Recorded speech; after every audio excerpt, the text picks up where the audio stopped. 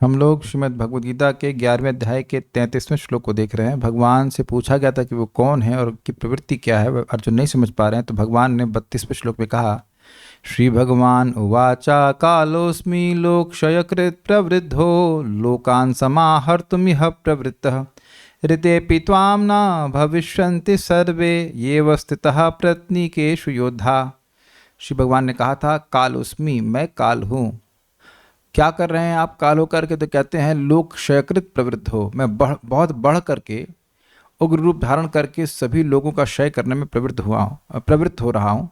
लोकान समाहर्तुम इह, इस समय, इस जगत, यहाँ इस समय में, यहाँ पे मैं सभी लोगों का, सभी जितने भी योद्धा हैं उनको मारने के लिए उपस्थित हुआ हूँ। सम्यक रूप से मारने के लिए, सबोर से मारने के लिए, कोई बचेगा नहीं। ऋते पित्वाम, तुमको छोड़ करके, न भविष्यन्ति सर्वे, कोई बचे नहीं रहेंगे। कौन? तो कहते हैं ये अवस्थितः प्रत्यनीकेषु योद्धा, जो भी प्रति सेना में अवस्थित योद्धा है वो सभी मारे जाएंगे। तो क्योंकि ऐसा है, यस्मात्, क्योंकि ऐसा है, तस्मात्, इसलिए।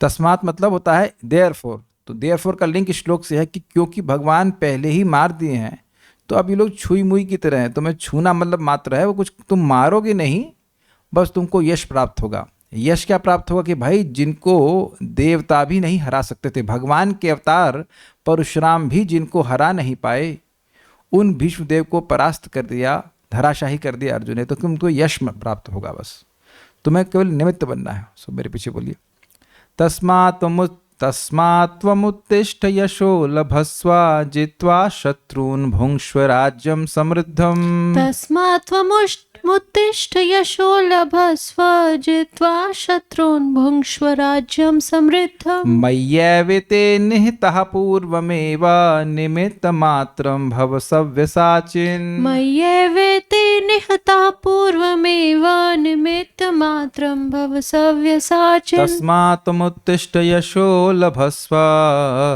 जित्वा शत्रून् भुङ्क्ष्व राज्यं समृद्धम्। तस्मात्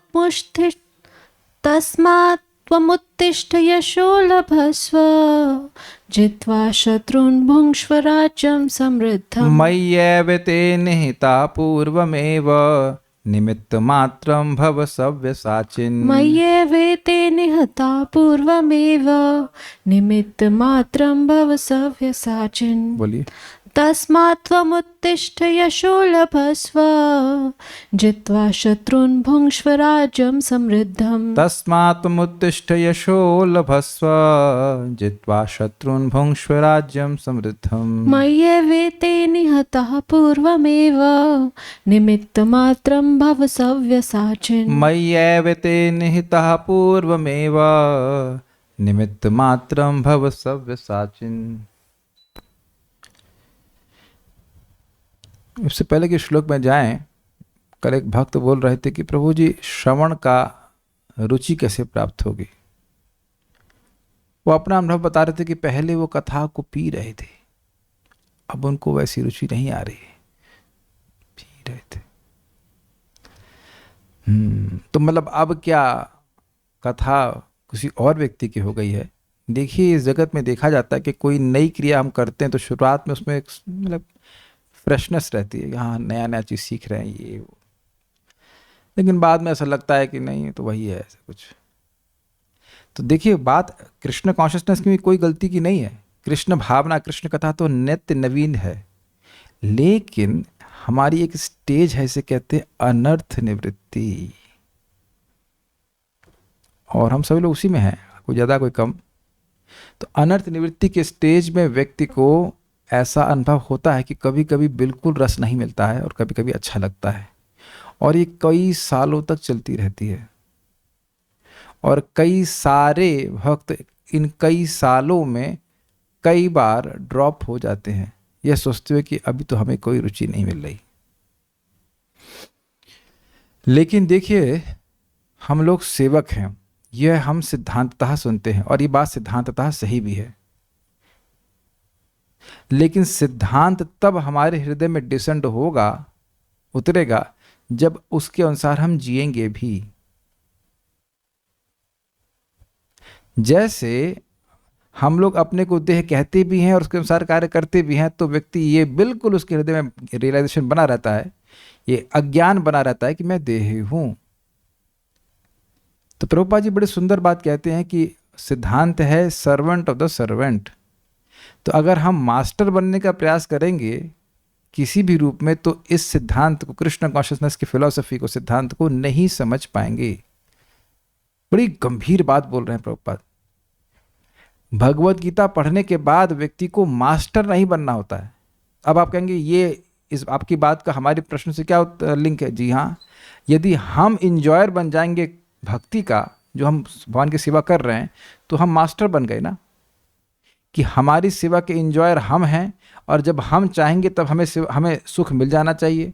मतलब जैसे आप वो ऑर्डर करते ना, इतना सुख हमको नाम जप का, इतना कथा का सुख हमको मिल जाना चाहिए, इतनी देर में, जब मैं बोलूँ तब मिल जाना चाहिए। तो फिर आप सेवक हुए, मैं सेवक हुआ, या फिर मैं मास्टर हो गया। तो जैसे ही मैं स्वामी बनने का प्रयास कर रहा हूँ, तो मैं स्वामी के सुख के बारे में नहीं सोच रहा हूँ, मैं अपने सुख के बारे में सोच रहा हूँ। अग्रीड? और ऐसे हम सुखी हो ही नहीं सकते हैं। तो भगवान कभी कभी सुख नहीं भी देते हैं, ताकि हमको ये ट्रेनिंग प्राप्त हो जाए कि इस सुख के भोक्ता हम नहीं हैं, भगवान सुखी हो और उनके सुख से हम सुखी हो, ये भावना हमको रखनी चाहिए। तत्सुख सुखित्व। प्रभुपाद जी तो बड़ा अद्भुत कहते हैं, the way you can be satisfied is when you don't think about your satisfaction.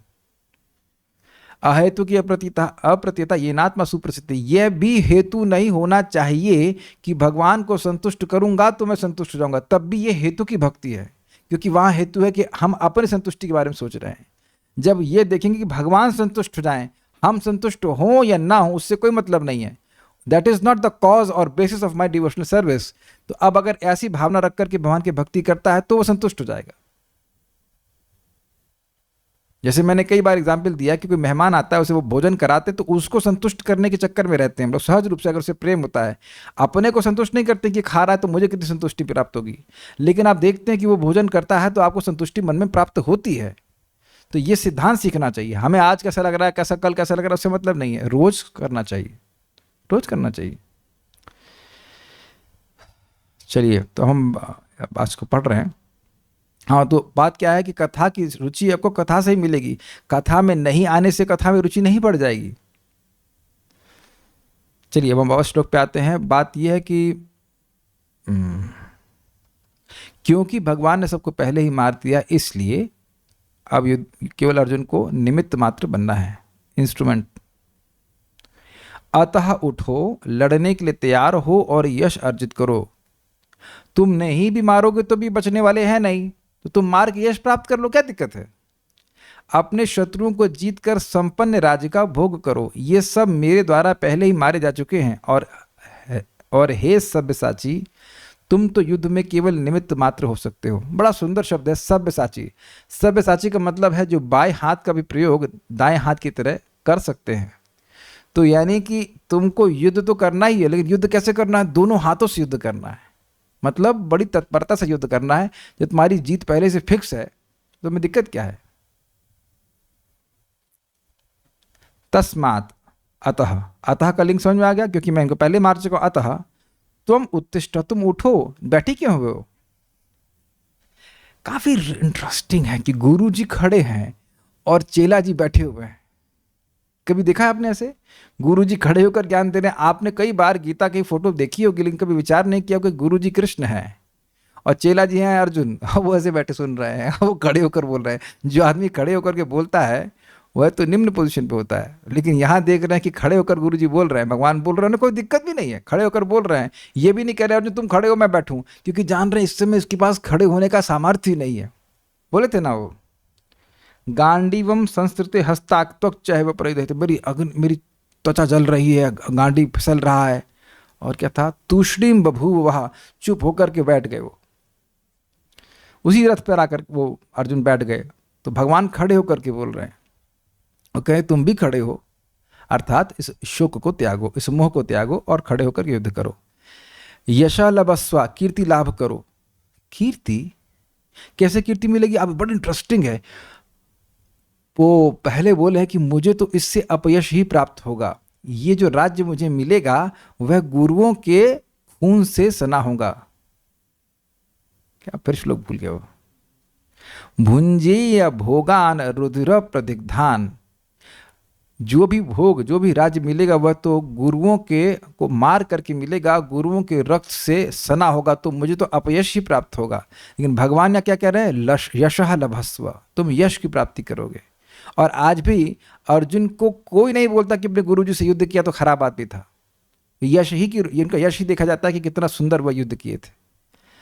शत्रुन जित्वा समृद्धम राज्यम भुंक्ष्वा, शत्रुओं को जीत कर समृद्ध राज्य का भोग करो।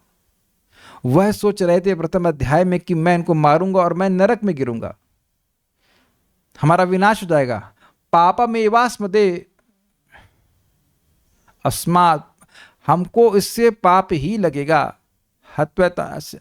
हत्वतानातताई नहा करके, हमको इससे पाप ही लगेगा। तो जो व्यक्ति पाप ही प्राप्त करेगा उसका राज्य समृद्ध कैसे हो सकता है? लेकिन वहां पे भगवान बिल्कुल स्पष्ट, यहाँ जो बात वहां अर्जुन कहे थे इसको यहाँ बिल्कुल स्पष्ट रूप से खंडन कर रहे हैं कि नहीं, पाप नहीं ही लगेगा, तुम्हें समृद्ध राज्य प्राप्त होगा, उसको भोगो। अच्छा, इनको हम सब कैसे मार देंगे? मान लो अर्जुन कहते मया एव, मेरे द्वारा ही, तेरे द्वारा ही नहीं, तुम्हारे द्वारा नहीं ही, तुम्हारे द्वारा नहीं ही, मेरे द्वारा ही, एते पूर्वमेव निहता, ये समस्त पूर्व ही निहत, निहत मतलब होता है, हत मतलब मारना, निहत मतलब नितराम हत, बढ़िया से मार दिए गए, उनको बस छुओगे मर जाएंगे। सब्यसाचिन, हे सब्यसाचिन, तुम निमित्त मात्रम भव, निमित्त मात्र बन जाओ। अब ये बड़ी सुंदर बात है, व्यक्ति को इस निमित्त बनने के लिए नम्र बनना पड़ता है। जैसे हम फिर इसको मैपिंग करेंगे अब प्रीचिंग के फील्ड में, हम लोग को तो कुछ बाण चलाने नहीं है, हम लोग को वाग बाण चलाना होता है। लोगों के हृदय में जो अनर्थ है वो नष्ट करने होते हैं। तो हमें निमित्त बनने का हमारा मतलब क्या है भाई? हमारे लिए निमित्त का मतलब ये है कि वही बाण चलाएं जो भगवान बोले हैं, जो पूर्ववर्ती आचार्यों ने बोले हैं, जो बोनाफाइड बाण हैं बस वही चलाएं, अपने मन से कुछ ना बोलें।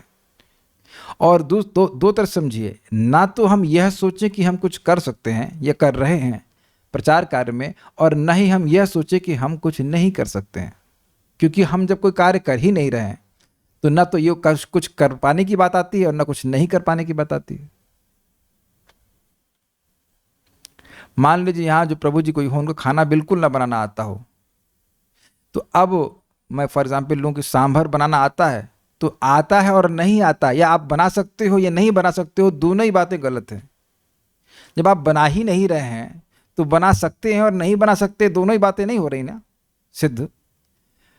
तो जो भी इस समय मैं पहले भी रिपीट कर चुका हूँ, फिर रिपीट कर रहा हूँ कि प्रचार कार्य हो रहा है वो हम लोग नहीं कर रहे हैं, श्रीमन चैतन्य महाप्रभु की इच्छा से हो रहा है। तो इसलिए हमारा यह सोचना कि हम कर पाएंगे या नहीं कर पाएंगे, दोनों ही बातें गलत हैं। अगर मैं सोच रहा हूँ कि मैं कर पाऊंगा, तब भी मैं सोच रहा हूँ कि मैं करने वाला हूँ इसलिए मैं कर पाऊंगा, ये मिथ्याभिमान है। और अगर मैं सोचूं कि मैं नहीं कर पाऊंगा तो भी मिथ्या अभिमान है, क्योंकि मैं सोच रहा हूँ कि मैं करने वाला हूँ। दोनों ही परिस्थितियों में हम केवल निमित्त मात्र हैं।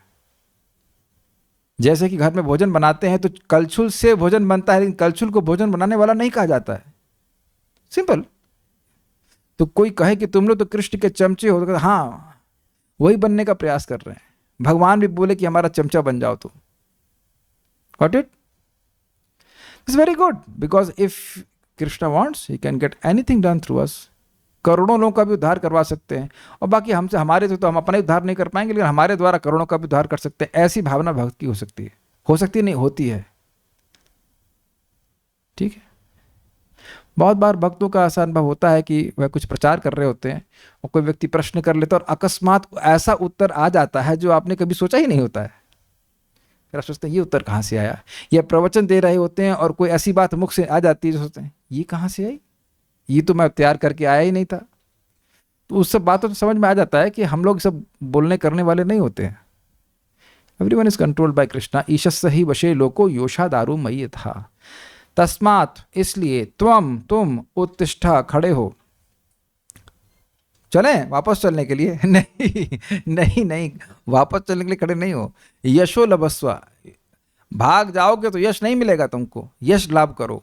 कैसे? जित्वा शत्रुन, शत्रुओं को जीतो, मतलब जीतोगे।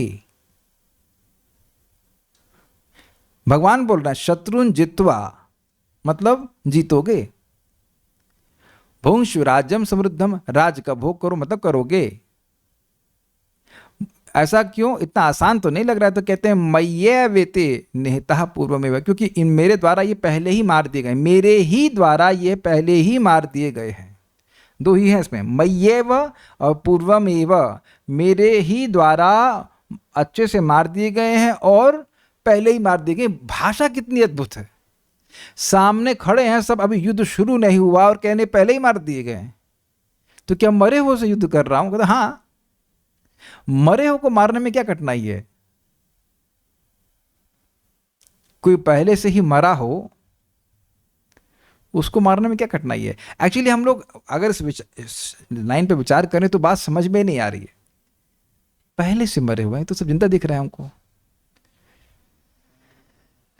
और है भीष्मपितामह खूब मेहनत से लड़े भी, सब कुछ किया, लेकिन पहले ही मार दिए। मतलब निश्चित है कि जो कुछ भी हो ये मैच फिक्स्ड है, ये लोग हारेंगे ही, ये मरेंगे ही, ये बात है। माइक पे बताइए, कुछ बोल रहे हैं तो। यस, भगवान ने संकल्प ले लिया, निमित्त मात्रम भव सर्व सात्वम, इसलिए तुम केवल एक इंस्ट्रूमेंट बनो। गीता भूषण टीका, इस कारण से उठो और अपने धर्म के अनुसार युद्ध करो और यह यश प्राप्त करो। तुम अगर युद्ध नहीं करोगे तो तुम धर्म को छोड़ोगे और तुम्हारा अपयश होगा, ये पिछले श्लोक में सुना था। इसलिए तुम धर्म करो और यश प्राप्त करो। कि जो भीष्म आदि देवताओं के द्वारा भी दुर्जय थे, वे अर्जुन के द्वारा हेला में ही जीत ले गए। हेला मतलब बिना किसी एफर्ट के, बिना किसी प्रयास के, इनडिफरेंटली हार गए। इस प्रकार की दुर्लभ कीर्ति प्राप्त करो, बिना यत्न के ही शत्रुओं को जीतकर समृद्धशाली राज्य का उपभोग करो। अब एक प्रश्न होगा कि क्या अर्जुन को युद्ध में कुछ भी मेहनत नहीं लगी? जितनी लगनी चाहिए थी उतनी नहीं लगी।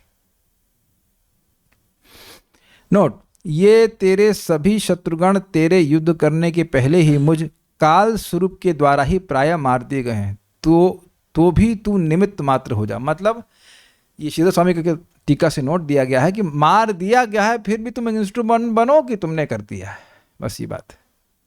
द्रौपदी का अपमान करने के समय मेरे द्वारा यह पहले ही मार दिए गए हैं। तो स्पष्ट किया जा रहा है कि पूर्वम एव का अर्थ क्या है। पूर्वम का मतलब जब पहले इन्होंने द्रौपदी का अपमान किया तब मार दिए गए। उसी में समय भगवान ने संकल्प ले लिया कि इनको मार देंगे। यह यंत्र प्रतिमावत प्रवृत्त है, मतलब रोबोट की तरह है। समझ में आया? यंत्र प्रतिमावत मतलब, हाँ, मतलब जैसे रोबोट होता है ना, बिल्कुल कंट्रोल होता है, वैसे ही है, वैसे ही लगे पड़े हैं ताकि तुमको कीर्ति प्राप्त हो सके। इसलिए केवल निमित्त बनो। तो तुम्हें कीर्ति प्रदान करने के लिए युद्ध करवा रहा हूं, नहीं तो मारने को तुम ऐसे ही मार देता। ठीक है। नोट, यहां पे एक और बात बोली जा रही है। पूर्वमेव का अर्थ यह भी है कि भगवान श्री कृष्ण जब दिखाए कि देखो, अपने युद्ध के पहले दोनों के बीच में लेके गए थे ना भगवान श्री कृष्ण रथ को, तो कहोगे देखो अपने सब संबंधियों को, तो वसुतः कहने की बात ही थी कि आखिरी बार देखो सब मरेंगे ये। तो उसी समय भगवान ने दृष्टि फिरा करके सबकी आयु को छीन लिया था। ये भागवतम में हम पढ़ चुके हैं प्रथम स्कंद में। श्री कृष्ण ने महाभारत युद्ध में उपस्थित वीरों की आयु युद्ध से पूर्व ही हर ली थी। तो पूर्वम एवं का यहाँ पे जो श्लोक का अर्थ है, दो अर्थ हैं। एक कि द्रौपदी का जब अपमान किए थे पूर्व में तब हर ली थी, उसको क्रियान्वित अभी युद्ध के समय कर रहे हैं, और युद्ध की शुरुआत से पहले ही आयु हर ली थी। दोनों ही बातें यहाँ पे होंगी। श्रीमद् भागवत के भीष्म के स्तव में ऐसा कहा गया है, सपदि सखी वचो निशम्य मध्ये निज परयोर वलयोरथम निवेश्य स्थितवती पर सैनिकायुरक्षणा हतवती पार्थ सखेरतिर्ममास्तु। 1:9-35। अर्थात सखा अर्जुन के इस बात को सुनकर कि दोनों सेनाओं के बीच मेरे रथ को स्थापित करें, जो तत्क्षण दोनों सेनाओं के बीच अपना रथ ले आए और वहां स्थित होकर ये द्रोण हैं, ये भीष्म हैं, इस प्रकार परिचय देने के बहाने अपनी दृष्टि से ही शत्रु पक्ष के सैनिकों की आयु छीन ली। उन पार्थ सखा भगवान श्री कृष्ण में मेरी परम गति हो। तो ऐसा भगवान श्री कृष्ण कर रहे थे, यह भीष्मदेव समझ रहे थे, तभी तो श्लोक को ये बोल रहे हैं। अब एक बात रुचिकर बात है कि आंखों से आंखों से कोई कैसे किसी को मार सकता है? तो बड़ी अच्छी बात है, हमारे कल्याण प्रभु कह रहे हैं कि जब आंखों से भगवान सृष्टि कर सकते हैं तो आंखों से प्रलय भी तो कर सकते हैं। बिल्कुल सही बात है। अंगान यस सकलेंद्रिय वृत्ति मानती, तो भगवान ने सबको दिखाया, दिखा कर सबको, सबकी आयु को हर लिया। ये ऐसे मरेगा, ये ऐसे मरेगा, इसका मरना निश्चित है, इसकी यहाँ प्लानिंग है, इसको यहाँ धरेंगे, इसको यहाँ मारेंगे, सब करती है भगवान ने। हे अर्जुन, तुम दोनों हाथों से बाण चलाने में कुशल हो, इसलिए युद्ध के समय तुम्हें दोनों हाथों से बाणों की वर्षा करनी चाहिए। यह सब्यसाची शब्द का अर्थ है।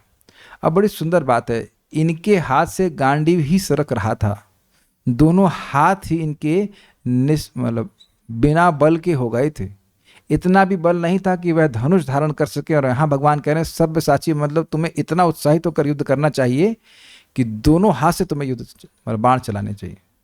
ऐसा करके वो बोल रहा, means give up your non enthusiasm, तुम्हारा जो शौक है वो तुम छोड़ो और भगवान की भक्ति करो, युद्ध करो।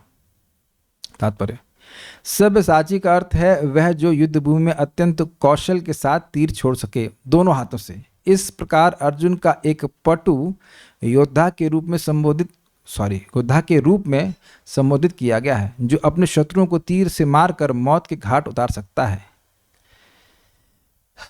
निमित्त मात्रम, केवल कारण मात्र, यह शब्द भी अत्यंत महत्वपूर्ण है। संसार भगवान की इच्छानुसार गतिमान है। ईशस्य ही वशे लोको योषा दारू मई था, भगवान के ही वश में पूरा जगत है, जैसे लकड़ी की पुतली नाट्यकार के कंट्रोल में रहती है। अल्पज्ञ पुरुष सोचते हैं कि प्रकृति बिना किसी योजना के गतिशील है और सारी सृष्टि आकस्मिक है।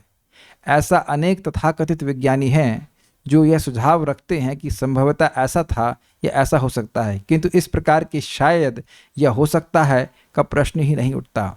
प्रकृति द्वारा विशेष योजना संचालित की जा रही है। ये योजना क्या है? यह विराट जगत बद्ध जीवों के लिए भगवान के धाम वापस जाने के लिए सुअवसर या सुयोग है। जब तक उनकी प्रवृत्ति प्रकृति के ऊपर प्रभुत्व स्थापित करने की रहती है तब तक वे बद्ध रहते हैं, किंतु जो कोई भी परमेश्वर की इस योजना यानी इच्छा को समझ लेता है और कृष्ण भावनामृत का अनुशीलन करता है वह परम बुद्धिमान है। दृश्य जगत की उत्पत्ति तथा उसका संहार ईश्वर की परम अध्यक्षता में होता है।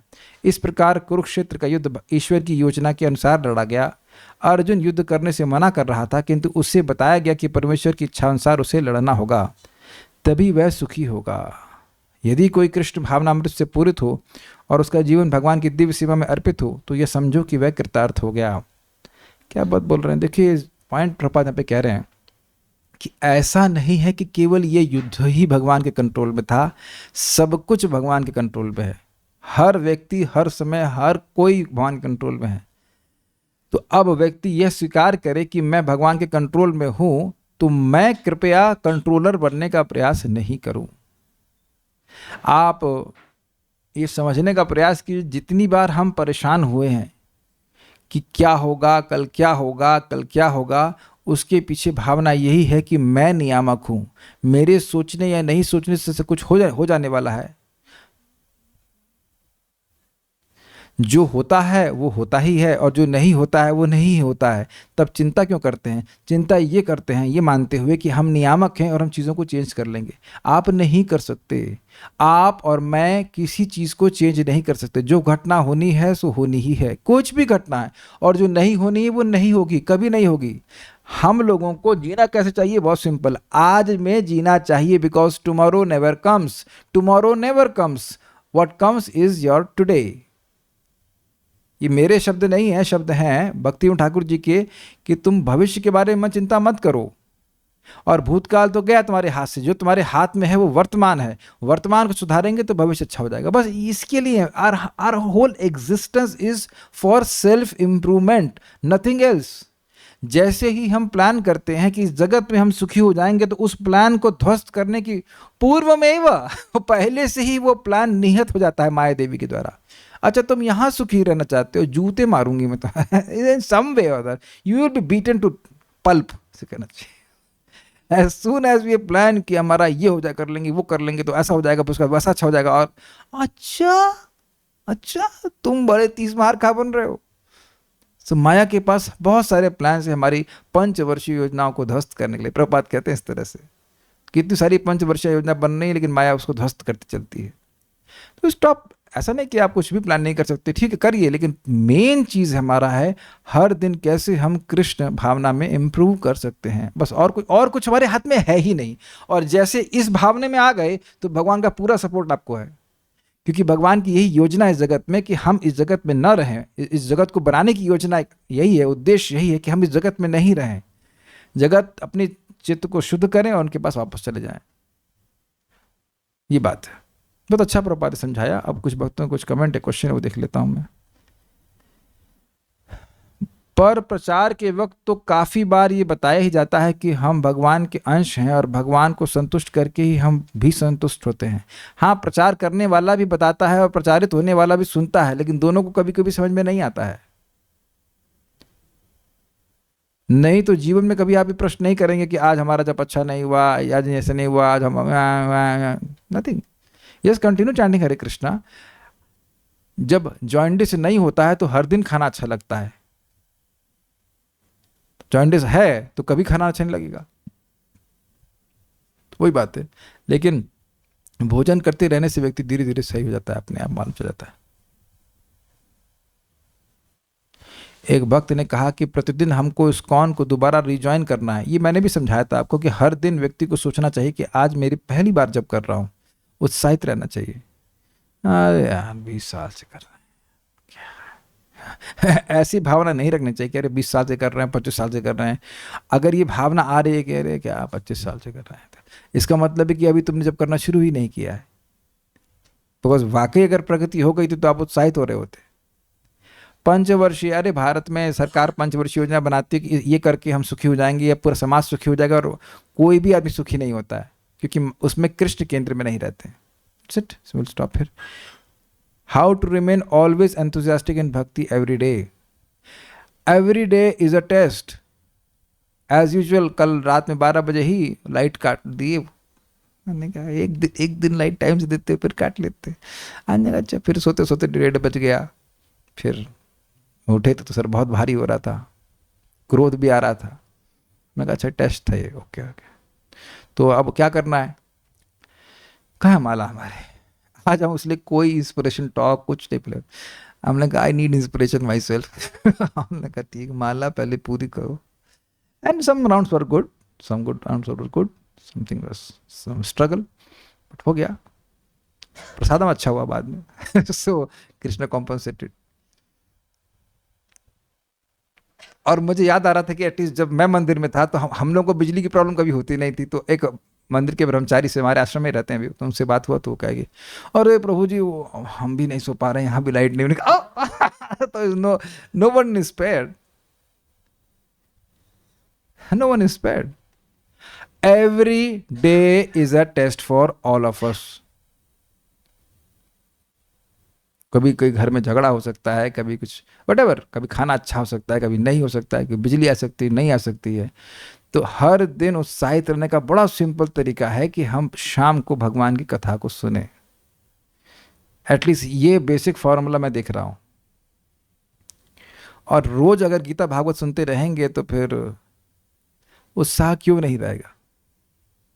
और भौतिक जगत में उत्साहित करने वाली ऐसी कौन सी चीज है जिसकी वजह से आप आध्यात्मिक जगत का उत्साह छोड़ दें। जिस वक्त ने प्रश्न किया, मैं आपसे उत्तर एक्सपेक्ट कर रहा हूं कि भौतिक जगत में सास बहू पति पत्नी या जो कुछ भी आप भौतिक रूप से देखें तो वह कौन बड़े एंथुसियाज्म देने वाले कार्य है। एनी आंसर फ्रॉम एनीवन, बड़ा उत्साह देने वाले हो। भौतिक कार्यों में तो दम है ही नहीं वैसे भी, तो उनमें उत्साहपूर्वक कार्य करने से मिलना भी क्या है। When your days are numbered, what enthusiasm we can have for anything material?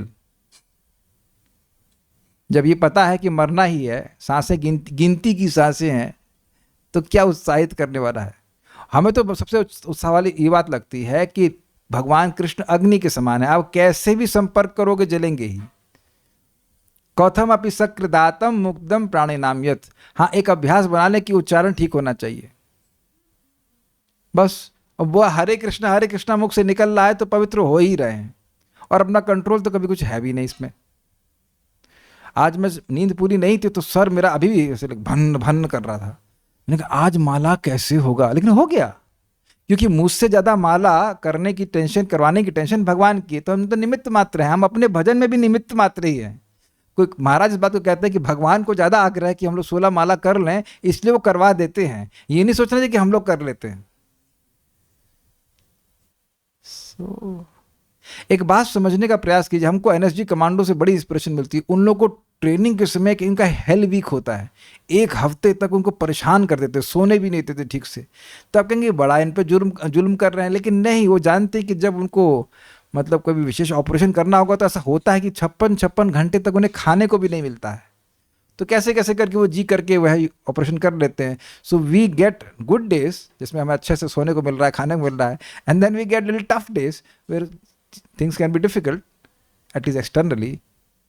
तब भी हमको जप करना है, नहीं तो भैया मृत्यु के समय कैसे जप करोगे, कैसे करोगे बताइए। जो भी अवस्था है वो मृत्यु के से तो हल्की अवस्था ही है ना। क्या कोई यहाँ पे मरणासन अवस्था में है? Please raise hand. मरणासन अवस्था में तो हाथ भी नहीं खड़ा कर पाएंगे ना तो फिर सो लाइक दिस। और एक इतनी अच्छी बात है कि हम लोगों को इतना अच्छे भक्तों की संगति तो प्राप्त है। मुझे याद है कि इस महीनों में जब हम लोग मंदिर जब करते थे, हम लोग डरते थे, मतलब कि भैया 7 बजे तक माला नहीं हुई तो माला खींचती ही नहीं थी। और मैं इतनी अमेजिंग होता है कि चाहे 9 बजे तक मैं करूं, चाहे 9:30 बजे करूं, भक्तों की संगत होती आराम से माला हो जाता है। तो फिर नहीं उत्साहित होने का क्या मतलब है। और एक और उत्साह का तरीका है कि सुबह जाप नहीं होगा तो दिन में तो और भारी हो जाएगी, तो इसलिए उत्साहपूर्वक सुबह पूरा कर लेने का। तो हम तो इसी प्रकार से अपने को उत्साहित रखते हैं, बाकी पता नहीं। वक्त कह रहे हैं कि उत्साहित होने क्या कारण है, गुड प्रसाद, हम तो ठीक है, दैट्स ऑल। तो आपने अपनी बात का उत्तर दे दिया ना, अच्छा प्रसाद खाने को मिलेगा इसलिए भक्ति में उत्साहित रहिए। Actually that is not the point. सबसे ज़्यादा उत्साह मिलता है भगवान की बातों को सुनने समझने में और जप करने में। रेगुलरली जब भक्ति करते रहेंगे तो टेस्ट आने लग जाता है और वो आपको उत्साहित करता है। कभी कभी रिकॉर्डिंग सुनते वक्त रजोगुण एक्टिव हो जाता है, कभी कभी रजोगुण में तो हम ही रहते हैं।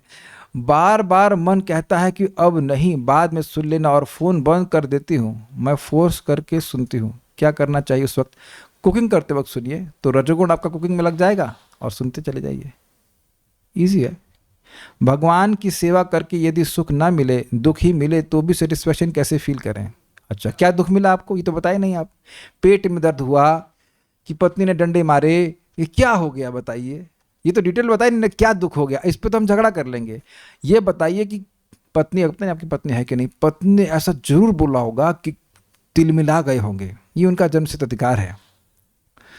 जो लोग पति हैं वो जानते हैं इस बात को, ब्रह्मचारी लोग नहीं जानते हैं कि पत्नी में कुछ ना कुछ ऐसा बोलेंगी ही जो आप कभी ना कभी, जो आप तिल मिला जाएंगे। तो इतना तिल, माता जी लोग प्लीज़ बुरा मत मानना, ये गुण है, होता है माता जी लोगों में, ऐसा होता है। एक वक्त हमको बोले यार तभी बोलती है जब खाना खाने बैठा होता अच्छा ठीक है, जो भी है। तो अब इट इज़ क्वाइट पॉसिबल, जैसे ओके पति लोग भी खराब बोल सकते हैं। तो क्या उतना तिल मिलाए हैं आप जब करके एक बंदा यहाँ हाथ खड़ा कर दे कि वैसे तिल मिलाए हो? या आपके बॉस ने बोला हो, कोई ना कोई तिल मिलाने वाला कार्य करता है, तो आपको जब करके कौन सा दुख मिल गया ये बताइए आप बोल रहे दुख मिल रहा है, कौन सा दुख मिल रहा है, कौन सा दुख मिल रहा है? बल्कि आप देखिए कि हम लोग रोज जब करते हैं, जब सुबह पूरा हो जाए तो कितनी संतुष्टि प्राप्त होती है। नहीं कर पाने से दुख होता है कि नहीं? तो हमें तो आज तक नहीं समझ में आ रहा कि दुख किस चिड़िया का नाम है। एटलीस्ट भजन करके दुख तो नहीं प्राप्त हो रहा है, शांति ही मिलती है। जैसे आज मैं अपने चित्त को देख रहा था, मैं बहुत क्रोधित था, बहुत ज़्यादा क्रोध आ रहा था कि सो नहीं पाया। मैंने कहा अभी क्रोध होने से तो और जब डिस्टर्ब होगा। 5:30 पे तैयार हो गया तो 5:30 से ले 5:45 तक क्रोधित होता रहा कि मैं सो क्यों नहीं पाया। सोने का अब क्या करेगा, जब कर, नहीं तो छूट जाएगा। And after chanting I am happy, is it not? तो चैंटिंग ने तो सुख दिया ना, स्ट्रगल भी हुआ फिर भी सुख हुआ। तो ये हम मानने को तैयार ही नहीं कि जप करने से या भगवान की भक्ति करने से दुख होता है। कभी भागवत में आपने मुझे दुखी देखा है? आप लोग कभी भागवत सुन के दुखी हुए? अरे यार कहाँ सुन ली, क्यों ये हो सकता है कि सृष्टि तत्व आता हो तो थोड़ा सा परेशानी आ जाती है समझने में, लेकिन क्या आज तक कभी कोई भागवत सुन करके दुखी हुआ है या गीता क्लास सुन के दुखी हुआ है? और बाकी दुनिया की कितनी बातें करके हम दुखी हुए हैं? होते ही उसी समय से दुख होना शुरू हो जाता है। तो आप ये कैसे कह रहे हो कि हम दुख फील कर रहे हैं? और किसी सेवा में जब कोई भौतिक हानि होती दिखती है, हमको समझ ही नहीं आ रहा आपका प्रश्न। आप भगवान को अगर भोग लगाते हैं तो उससे आपकी हानि क्या है? जो खिला रहे हो वही खाने को मिलेगा, बढ़िया खिलाओ भगवान खाने को मिलेगा। I am not able to understand क्या हानि होती है भगवान की सेवा करने में। आप में से किसी को हानि हुई भगवान की सेवा करने से? अरे आप एक अणु के बराबर कुछ दे रहे हैं तो वो परमाणु बम के बराबर मिलता है आपको। हमको नहीं समझ में आ रहा है। आप बाद में हमको बताना, डिटेल में ऐसे लिखना कि भगवान की सेवा करने से नौ नुकसान। कुछ समझ नहीं आ रहा हमको। तो यदि कोई प्रॉब्लम फेस कर रहे हैं तो वो प्रॉब्लम पिछले कर्मों के कारण है या हमारा टेस्ट है? जो कुछ भी वो टेस्ट है, चाहे वो कर्म के अनुसार हो। लेकिन देखिए बात समझ लीजिए, भगवान के भक्तों के जीवन में जो कुछ भी सुख दुख आ रहा है वह भगवान के आयोजन से आ रहा है। चाहे वो कर्म के रूप में दिखे या ना दिखे, वो सब सोचने या समझने की हमारी क्षमता नहीं है, लेकिन आ रहा है भगवान के आयोजन से ही। इसको स्पष्ट समझ लेना चाहिए। ठीक है। सो एक भक्त कह रहे हैं कि डांट सुनने को मिलता है घर वालों से, तो आप उनको मान रहे ना घर वाला? अभी मान लीजिए किसी होटल में जाते हैं तो वहाँ बहुत सारे कमरे हैं, उसमें बहुत सारे लोग होते हैं, तो सभी आपकी चाची हो जाती हैं, ताई हो जाती हैं, नानी हो जाती हैं। रिवोल्यूशनरी स्टेटमेंट ना। ट्रेन में बैठते सभी आपके चाचा ताई चाऊ चाची बटा सब हो जाते हैं ना। तो आप मान ही क्यों रहे हो? जैसे ट्रेन में बहुत से लोग रहते हैं, आप कुछ नहीं मानते हो ना अपना, उसी प्रकार से आप किसी परिवार में जन्म लिए हैं, हम लोग लिए हैं, तो जरूरी क्या है उससे बात करने की या उनको स्वीकार करने की? बोलने दो। या आप कहीं जा रहे हो तो कुत्ते भी तो बहुत बार भौंकते हैं, तब भी आप वो कहते अरे हमारा भाई बड़ा बुरा कह रहा है। Just don't identify with that. बोलने दो। शास्त्र तो प्रशंसा कर रहा है, जिसने नाम बोलने की इच्छा भी करी है उसकी ब्रह्मा जी उसके लिए मधुपर्क बनाते हैं। शास्त्र की बात को स्वीकार करना चाहिए। जितना शास्त्र को सुनेंगे उतना मन स्थिर रहेगा, और नहीं तो what you can do this world. Will stop now. Shrimad Bhagavad Gita की जय। श्रील प्रभुपाद की जय। निताई गौर प्रेमानंदे।